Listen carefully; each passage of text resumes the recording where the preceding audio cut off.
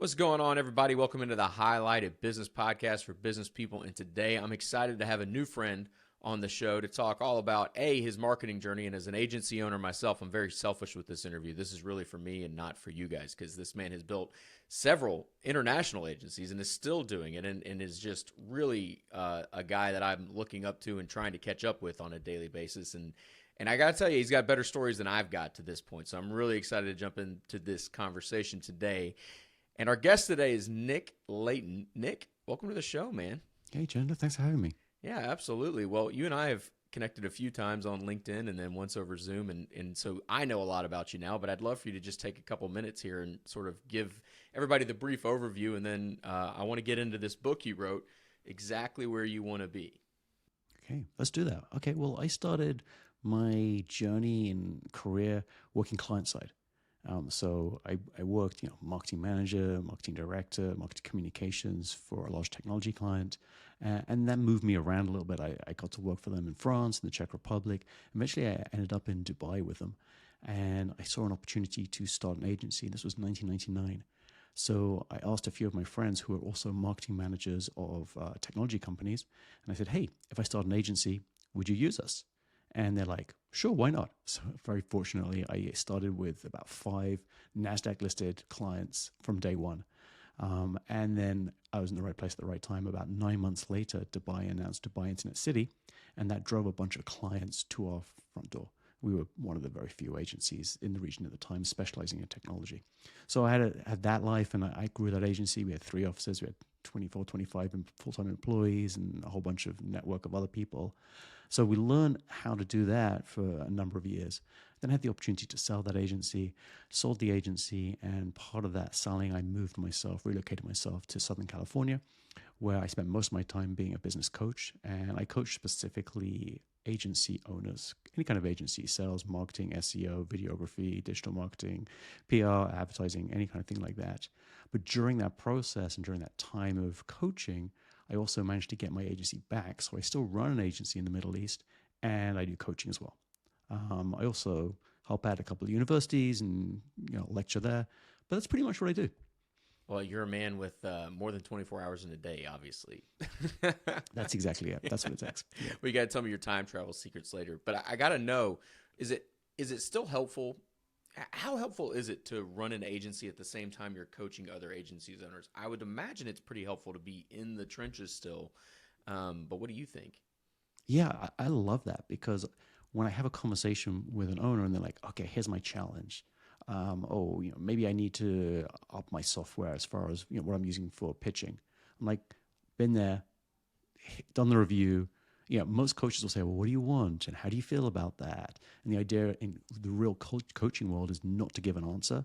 Whereas I think there's a bit of bullshit there. I kind of like to cut to the quick, and I think people want solutions. So I'm like, okay, well, actually, these are the top 12 softwares. I'm using this one for this reason. Here's another 2 you should probably review. So it definitely keeps you current and up to date with what's going on. No, I love that. It almost sounds like a hybrid role between coaching and consulting. Is that right? Yeah, absolutely. I think it's a great way of putting it. Yeah, that's cool. And so I would imagine the coaching side of things, is that what led you to write the book, Exactly Where You Want to Be, which I highly recommend everybody pick up. It was a great read. Yeah, I try to make it a little personable. There's some stories of what happened to me in my journey along the way. But, there's certainly a structure that we use when we're coaching. And I think that structure is pretty much mimicked through that book. So if you can't afford a coach, you can pick up the book for, I don't know, whatever it is on Amazon, and you can run through it yourself. And that's really how I run our coachings. I like that. I think that's interesting. And I think a lot of, especially early stage entrepreneurs, I tell people all the time, I'm like, they either have a lot of money or they have a lot of time. And there's very rarely in between. You sort of very quickly run up the scale one way or the other. You either lose your money really quickly and you're back to having a lot of time, or you lose your time really quickly and you have a lot of money. And it sounds like the book is for people that are very rich in time, but not quite ready for money yet, or maybe they want to get to know you better. At least that was the impression that I got from the book. Because it is very tactical. It very much so walks you through like every different stage of business. Highbeam is my second business that I ran, and I could have applied this book to the barbecue restaurant that I used to own. So I think there's timeless business operation principles in there as well. So yeah, it's not very high tech. It's nothing crazy complex. It's actually breaking down the simple. And the first half of the book is really, yeah, is the business set up correctly? And the second half of the book is more tactical, HR, marketing, operations, etc. So very early in the book, you do talk Mm-hmm. about every business owner should know why they're in business, and I find that fascinating because I think a lot of business owners sort of do the if you ever read the E-Myth by Michael Gerber, which is a Mm-hmm. pretty cult classic amongst entrepreneurs. It's like Absolutely. they have a what he calls an entrepreneur seizure, and they just like jump in and do it. It's the plumber that thinks he can do it better than the owner. It's the marketer that thinks they can do it better than the agencies. So Mm-hmm. why do you think it's important that maybe after people have already started their business, they go back and even define again why they're actually staying as an entrepreneur? Absolutely. Definitely for people who've been in business, they've lost their way. They're probably working harder than they wanted to intentionally.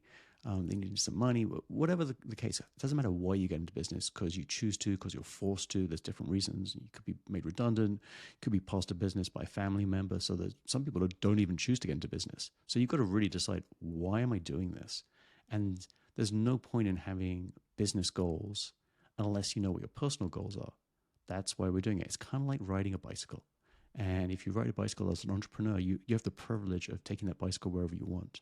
And your wheels are connected by pedals to the back um, wheel, and that's what powers you forward. But that means nothing unless you use your handlebars to decide where you want to go, the front wheel.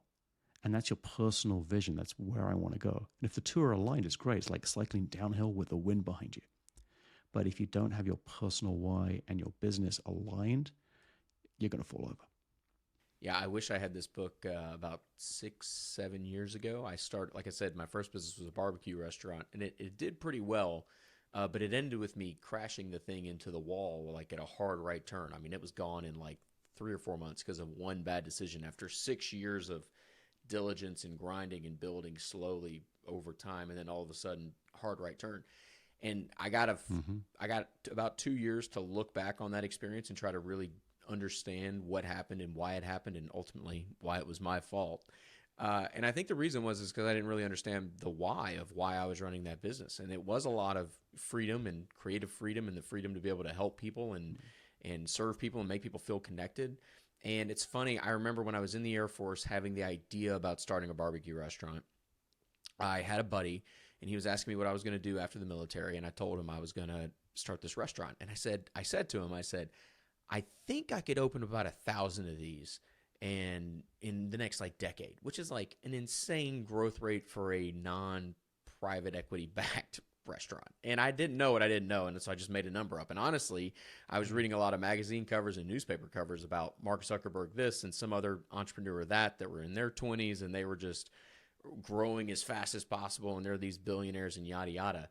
And what's so funny is when I looked back on that time, had I just opened like 4 or 5 locations around the central Kentucky area, I would have had all the money, all the freedom, all the time, everything I wanted was much closer to than 1,000 locations. But I had never taken the time, like you talked about in the book, to like walk through those Mm-hmm. different questions and actually understand why it was I was doing it. So if you're out there listening to this and you need any sort of like you're on the fence about Yeah. whether or not to do this, like use my story as a cautionary tale, and please.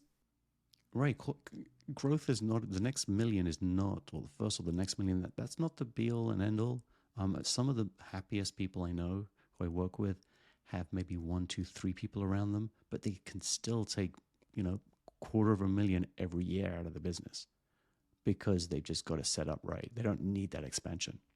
Yeah, and it puts you in the top, what, 1% of Americans easily. I mean, you Mhm. probably top 0.05% of the world, I would imagine, if not higher. Right. So yeah, that's great perspective, and I think perspective is a big deal. But you did mention having people around you right there, and so I want to move Mm-hmm. on to the leadership chapter of the book, because if you do choose to scale your business a little bit, you are going to end up leading people. Even if you're not leading full-time team members, you're still leading contractors. You're going to be leading customers. You are a leader. You are influencing people around you. And the 4 things you put in here, the 4 factors of great leaders, were productivity, motivation, ability to sell, and awareness. And I'd love for you to just take a minute and break down why you chose those 4 things to focus on when you're looking at what makes a great leader or not. Sure. So I think the first three are well written about. It's the last one, this awareness, where people are like, well, why is that included? But I think the ability to understand yourself and then to apply that to understand others is really the bedrock of working with other people, be that people on your team, be that your customers, being able to understand how to communicate. But that starts within knowing yourself and going, okay, this is how I operate. This is how I would naturally be. Now, when you and I first chatted, we clearly have a similar communication style, which is why it's easy for us to do this. But we all have team members or customers that just don't communicate the same way we do. So that awareness of stopping yourself and going, okay, for me to clearly communicate to someone else, I need to change what I'm doing, the amount of information, how I give it, the enthusiasm, all these things are really relevant, but it only starts by understanding yourself. Do you have like a, oh, I'm sorry, go ahead. Go for it. I was just going to say, do you have like a tool or an exercise you lead leaders through to actually figure out how they're coming off to the people that are around them? There are quite a lot of assessments you could use, and a lot of them have been around for a long time. My favorite is DISC, D-I-C-S, DISC, or SC, I guess, around the other way. DISC, dominance, influencing, compliance, and stability. Those 4 elements are quite easy for someone to understand. You can spend 10 minutes on a test, and you can probably find almost a free one online to do that yourself. Once you understand who you are on a DISC profile, it's really easy to see other people because there's only really 4 elements you're looking at here. So you can pick that up. If you physically met someone, you walked into their office, you probably have to tell by how cluttered or how clean things are, certain elements straight away without even having to communicate with them. So that DISC element, I think, is a great way of doing it. There are others. Yeah. It's super interesting. The last place I worked, they would put your DISC profile on your desk or on the outside of your office so that you could get a pretty quick snapshot of the person you were going to speak with. And I think that's a amazing tool. But I think I do want to caution you. I'd love to know what you think about this too. It can go too far when you're using those tools. You can almost use a label like that as a get out of jail free card for bad behavior. And what I mean by that is like, so I'm a higher D, higher I type person. And so I'm not a friend of details. And I just had this argument conversation with my partners. I have 2 business partners for High Beam, and they're very high detail guys, and they want more detail out of me. And I'm a big visionary, big picture thinker kind of guy. And I hate to take the time to like write out details. It doesn't mean that I can't write out details. It's that I've chosen not to. And if I truly respect the people around me, I'll lead them well as they'll lead me, where I'll go and I'll match their communication style and give them an actual sort of bullet point presentation for the details. And that's sort of the agreement we came to. But I have seen people use that in a manipulative way before, where they're like, "Oh, hey, I'm a high D. I don't do details, and so just give it to me whatever." And it comes off disrespectful and bad. But that seems like it still circles back to awareness, which is what you're talking about. Exactly. Now, one tool that I would recommend to people who are watching or listening is you can work out someone's DISC profile pretty quickly, quick and dirty, just by looking at their LinkedIn. And there are add-ins you can use for that, and that's a great tool. If you got a pitch to someone, you can ask them to do a DISC assessment. Right? Hey, by the way, can you spend 10 minutes to answer some questions before I pitch to you? Not going to happen. But you can go to that DISC profile and pretty much work it out. That's golden. That's hilarious. I love that. Well, that's good. That's the marketer in you, I think, going out and doing market research. And I think you and I love the marketing chapter of the book, and I can't tell if it's because it was really, really good, or if I'm just a sucker for marketing chapters. And I really enjoyed that section. And I love, I think we both love Seth Godin, and I love what he's teaching people about storytelling. And I believe he said it in the book, and correct me if I'm wrong here. He says, what is it? Marketing is about creating awareness around your product and giving people a reason to buy, or something like that. Yeah, absolutely. Sure, you need 2 things. You need awareness and you need credibility. So someone's got to know you have a product or a service, and then they've got to trust you to deliver that. That's really what it comes down to. Yeah. And part of that awareness and credibility that you're doing in your argument there was that you're going to have to become a great storyteller. And so I'd love for you to break down why you think storytelling is so important, because I don't know about you, but I hear story is important, and story this and story that, and story has become a buzzword in the marketing world lately. And I'd love to know what you think about it and why storytelling is so important. Well, I think we live now in a society where things are shorter time span. So a story allows you to communicate quite a lot in a short amount of time. So that's helpful from a marketing perspective. It's also easier to remember if you remember a story around something. So you can actually take on and retain greater amounts of information and at greater understanding level if there's a story there. And I think the last element, which I think is particularly important right now, is being genuine, being authentic. And it's really hard to make up a story and for that to stick unless you're being authentic. And I don't know about you, but I'm hit up by all kinds of advertising and marketing all the time. And a lot of it just doesn't resonate because I don't think it's authentic. I don't think it's genuine. I don't think these people have credibility behind them. So I think storytelling is a great way of cutting through that, if it's possible. Yeah. I'd love to know, have you followed along with like Apple's marketing journey since Steve Jobs passed away? Yeah. I mean, what are your thoughts about that? I mean, the difference in storytelling when Steve was there versus, more COO-minded guy like Tim Cook. And you definitely feel the shift in advertising since the leadership change there.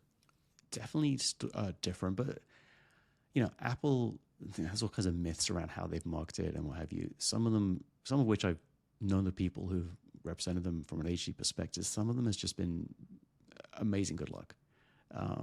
Some of the most famous times that they've got huge advertising has been at advertising on TV, particularly, has been around Super Bowl commercials. And that has been individuals like Steve Jobs saying they're going to do it when the boards are not behind it, setting it up, not being able to resell those spots when they pre-purchased them. And like him just saying, okay, what the hell? I'm going to go against the board and we'll just run ads. And little things like that Apple has done, it has been fascinating. There's, from my own story, but from all these other companies that I read about or get involved in, there's so much luck involved. So maybe the question is, how do we minimize risk in a business? And you said that. I mean, it's like, you had a successful business with the barbecue business, and it took a little time to take it off course. So I think that's something which is important as a business owner. You have to have someone so you can reflect off and go, okay, well, what am I missing here? Where is the risk?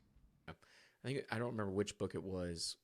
Jim Collins has a few of them out, but he talks about they studied luck, and they found that good companies and great companies and bad companies all had the same amount of good luck and bad luck. And what they saw as the differentiator was that the best companies knew how to capitalize on moments of good luck, and they also knew how to mitigate the downsides of bad luck. It's not that great companies of any size are immune to bad luck. I mean, that's just going to happen, but you have to set yourself up in a way, retained earnings, investing in the next product, like something has to happen systemically within the business to help you minimize the bad luck that's actually going to come along. And that's the same with marketing. I mean, even back to the Apple example, Steve buys a Super Bowl commercial and they can't sell it back. Like at that time, I don't think a Super Bowl commercial, which wasn't that expensive back then, would have.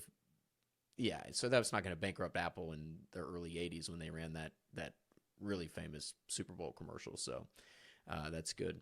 Well, I too, the small business owner in me loved the end of the book, or the end of the marketing chapter, where you talk about guerrilla marketing. And so I'd love for you to just take a second and explain to everybody what guerrilla marketing is. And then if you've got a time that you, either a campaign somebody else ran from a guerrilla marketing standpoint that you love, or something you were involved with over the last couple of decades, I'd love to hear your thoughts on guerrilla marketing. Sure. How do we break through all the noise with minimum budgets? There's something that's then going to take off. So there's all kinds of ways of doing that. I mean, painting adverts on a street could be an example of that. One of the ones that we loved that we implemented for a client was around a very large technology trade exhibition. Super expensive to buy advertising at that time. Really impossible to get any good media coverage because everyone's going after the same media. It's very crowded. So the exhibition was huge. Thousands of people are there milling around. So how can we get noticed? And what we did is we actually hired a bunch of students, dressed them all identically in the bright color of this client, and marched them all into this huge exhibition space. And, if you've ever walked an exhibition, it's like, you're wandering up and down aisles and there's people trying to kind of will you into their exhibition areas. And literally we had 50 people or 60 people walking in unison, almost marching together through the show. And people just stopped and watched. And it was just very simple, didn't cost anything apart from, paying something very small to a bunch of students. They kind of did it more out of the fun of it, and it caused such a stir. And it got so much coverage in all the newspapers and magazines who were covering it at the time, way more than the biggest brands that were there. So yeah, that was kind of fun. Yeah, I think earned media, it's sort of I think it's something marketers shoot for, but it also, I think in a world of Facebook and Google, it's sort of become this diminished thing, at least amongst a lot of my performance marketing friends, and I still am a sucker for there's something to be said about being able to be a part of a pop culture moment, even if it's within a niche of a trade show like that. And I think having an earned media strategy or a guerrilla marketing strategy like that is incredible. Have you ever heard the story of how one of Bumble's early guerrilla marketing things they would do in classrooms across America? No, tell me. So they would go to college campuses. Bumble is a dating app, and not one that I was ever on because I've been married way too long. But it's post my time of dating. But the founders of Bumble and some of their early team would go to these different college campuses, and in the rooms they would have signs on the wall that said no phones and no apps, and then they would have different pictures of all the apps that weren't allowed. So think Facebook, Instagram, Snapchat, and then Bumble would go in, print these signs up, and then at the bottom of the poster would put Bumble and not allowed to get on Bumble. And so all these college kids are like, well, I know Facebook, I know Instagram, I know TikTok, or not TikTok, but Snapchat or whatever. And then they see Bumble on there and they're like, what is that? And so naturally they're going to get curious and go search. And that was how they grew sort of organically in the early days. And I love a good guerrilla marketing story. That should be its own podcast if it's not. Absolutely. Yeah. We got to bring that up. So the next the next step, I should say, in a business is we've brought attention, we've given people a reason to buy, and now they've either filled out a lead form or they're on the site, something's happening, it's time to sell something. And so when you're looking at a early founder that's selling and probably doing a lot of the selling themselves, especially in the service business, that's sort of just how these worlds work out. And I know you're doing a lot of advertising company coaching. What is your advice for people that are selling for the first time and maybe they're a little apprehensive about it or they feel weird about it? Okay. No, that's a great question. So the main thing that I see people doing when they're trying to sell is they're just trying too hard. They're just not being themselves. So they're being false. But the biggest issue at a company or an agency level is there's no consistency in the way they sell. So how can you get better if you can't measure it? So the process needs to be defined. Does that mean it's a discovery call and then a 30-minute follow-up call followed by an hour-long presentation? Whatever it is, that needs to be written down. It needs to be a flow chart, if you like, so that's how we're going to do it every single time. And then you need the tools ready to go. There's no reason why I can think of any business that has to redevelop that proposal every single time. Develop the tools, use them, and as we talked about earlier, adapt them to the different styles of people. I was talking to someone only today, and they said they went into a pitch on Friday, and it was two sides of the people on the pitch that they were pitching to. One side were the marketing people, they were dynamic. The other side were the techie guys, and they were very, they knew the details.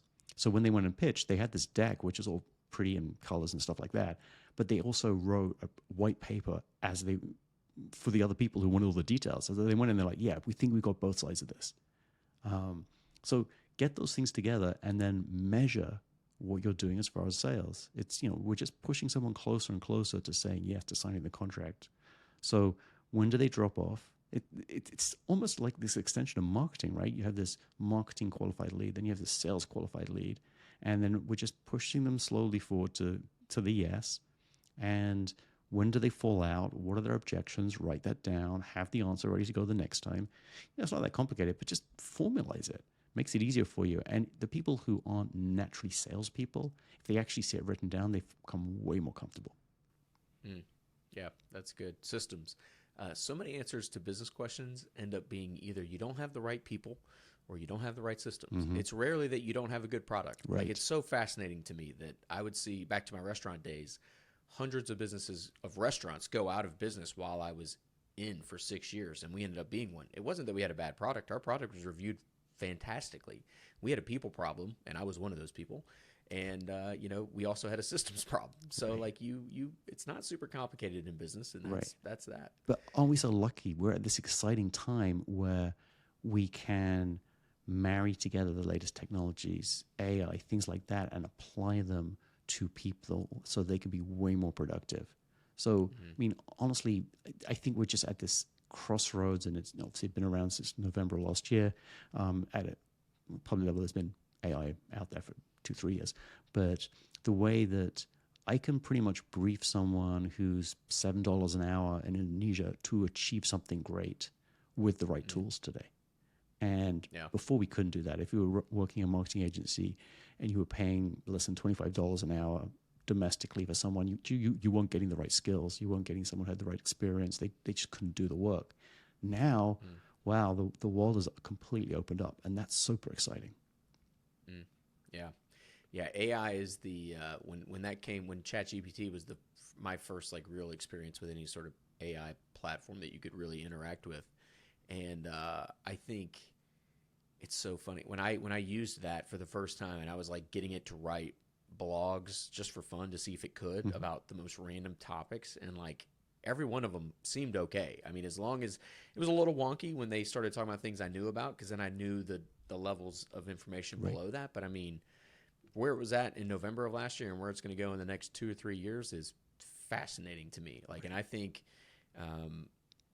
my guess is the people that adopt the best tools the fastest will win in the long run. I'm not a big fan of saying, oh, this is going to be the thing that is the death of the human civilization and the working model and blah blah blah. Like that's been said over and over and over again and has never been right. And so I'm going to bet on history. I don't know what you think. I'm with you. And I think as an agency owner or a department lead in a marketing company, pay for your team to get educated in this area. Get them AI training. Get them up to speed on this, because then your team will survive and you'll prosper. Yeah. No, it's like putting I'm a big Marvel movie fan. It's like putting an Iron Man suit on a already smart person. It's Right. like you've just made them more capable, and now they can do even more productive damage for your business. Maybe not bad damage, but you got to be careful. Yeah. So, well, we've made it like a quarter of the way through the book, and Right. I don't want to take too much time here. Let's just today. jump to the I end then. highly Let's just recommend. do it, right? Well, that's what I'm saying. I want to go right to the end, which was my favorite part. And I'd love for you to explain a champagne moment, because you titled the book exactly where you want to be, and you literally put a bucket of champagne and 2 glasses on the cover. And so why? Right. And why is it important? Okay. So you can be in business for many reasons. And first million, next million, goals, financial, whatever it might be, number of people you want to employ, all that kind of great stuff is fantastic. But we're going to go back to our first conversation that we had today, which is your why. Now, if you can understand your why, you can summarize that up with one thing you want to do personally in the next year to 2. So, I don't know, depending on what your age is, I can give you lots of examples of champagne moments. It could be you want to buy your first house. It could be you want to spend 3 months traveling around Italy next summer. It could be that you want to start building your second home in maybe the town that you grew up in. It could be you want to write a book. It could be all kinds of champagne moments, but it has to be personal to you. But if you can understand what your champagne moment is, and you can write that down as one sentence, everything else then makes sense. So that's what I do with everyone that we coach with. What's your champagne moment? We write that down, and that's part of their goals and the strategies and everything else. But the business powers them to be able to achieve that. And the cool thing about what I do is once a month, someone says, okay, Nick, I managed to do that. Yesterday, someone said that to me. They actually had a objective. This very successful person. They wanted a certain car, which is very fast and very expensive. And he actually took the coaching call in the car. He was so pleased. He just picked it up. He's like, this is it. This is the dream car. And I managed to get it because we got the business working. It's funny that you talk about champagne moment. My business partner calls it fun, which is one of our core values, which you do talk about in the book, is having guiding principles. And he insisted that one of our 5 core values be fun.